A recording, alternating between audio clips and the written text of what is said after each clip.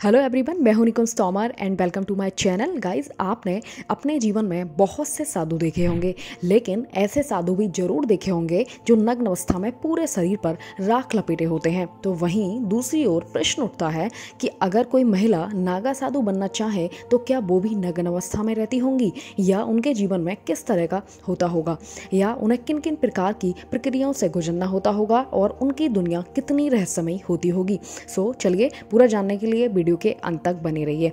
आपने ये बात शुरू से ही नोटिस की होगी कि समाज की नैतिकता में ये बात बिल्कुल शामिल है कि किसी भी क्षेत्र में पुरुषों के मुकाबले महिलाओं का जीवन थोड़ा कठिन होता है। ये सब हमने आराम से स्वीकार कर लिया है। चलिए, आज हम जानेंगे कि किसी महिला को नागा साधु बनने के लिए किन किन कठिन प्रक्रियाओं से गुजरना होता है। हम सभी जानते हैं, भारत और भारतीय सनातनी परंपरा शुरू से ही साधु संतों का केंद्र रहा है, अब चाहे वो महिला ही क्यों ना रही हो। नागा साधु कुंभ के बाद मुश्किल से ही देखने को मिलते हैं। कुंभ में यही साधु मुख्य आकर्षक का केंद्र बने होते हैं। किसी भी महिला को नागा साधु बनने के लिए बहुत तप करना पड़ता है।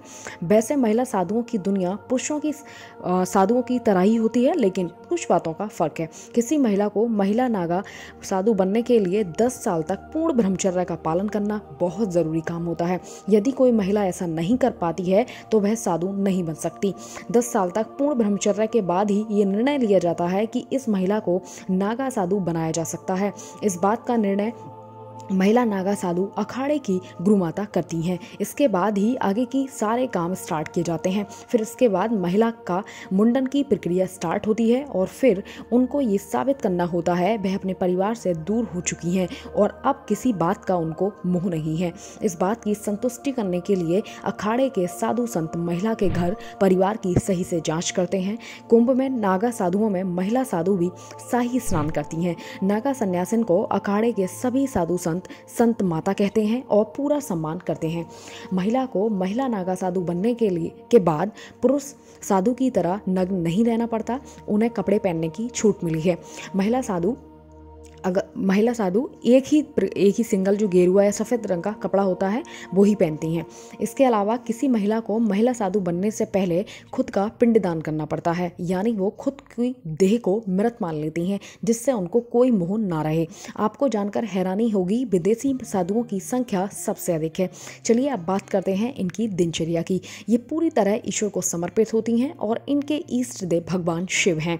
ये जल्दी सुबह उठती हैं, शिव जी की उपासना करती हैं और माथे पर तिलक तथा गेरुआ या सफेद रंग के बिना सिले एक कपड़ा लपेट लेती हैं। फिर अखाड़ों के सर्वोच्च पदाधिकारी आचार्य महामंडलेश्वर के द्वारा बताए गए तप और जाप में व्यस्त रहती हैं। साथ ही सब एक दूसरे का बहुत सम्मान करते हैं। चलिए और डीपली समझते हैं नागा के बारे में। नागा एक पदवी होती है। साधुओं में वैष्णव, शैव तथा उदासीन तीनों की संप्रदायों के अखाड़े नागा बनाते हैं। नागा में बहुत वस्त्रधारी और कुछ निर्वस्त्रधारी होते हैं। महिला साधुओं को बस एक ही कपड़ा पहनने की अनुमति होती है, जिसे गंती कहा जाता है। महिला साधुओं का अखाड़ा माईवाड़ा कहा जाता है। आपको बता दें, 13 अखाड़ों में जूना अखाड़ा साधुओं का सबसे बड़ा अखाड़ा है। प्रयागराज यानी इलाहाबाद सन 2013 में जूना अखाड़ा में महिलाओं का जो माईवाड़ा अखाड़ा था वो भी जूना अखाड़े में शामिल कर लिया गया। साथ ही सन 2019 में कुंभ में किन्नर अखाड़ों को भी मान्यता देकर जूना अखाड़े में शामिल कर लिया गया था। अखाड़े की महिला साधुओं को वैसे तो माई, अबदूतानी या नागिन कहा जाता है। आगे बात करते हैं, इन्हें किसी भी तरह की पदवी नहीं दी जाती है, लेकिन किसी खास इलाके के प्रमुख के तौर पर इन्हें श्री महंत का पद दिया जाता है। और ये श्री महंत चुनी गई महिलाओं को जो कुंभ में जब ये आती हैं तो ये पालकी में चलती हैं, और पालकी में इन्हें अखाड़े का ध्वज और डंका लगाने की भी छूट मिली है, जिससे ये पता चल जाता है कि ये उस अखाड़े की या पर्टिकुलर एरिया की महंत है। Thank you so much guys. उम्मीद है आपने अच्छे से समझा होगा कि किस तरह अगर कोई महिला नागा साधु बननी चाहती है तो उसका जीवन किस तरह का होगा, वो कैसे कपड़े पहनती हैं और किस तरह उनकी दिनचर्या रहती है। सो बने रहिए गाइज, मिलते हैं अगले वीडियो में।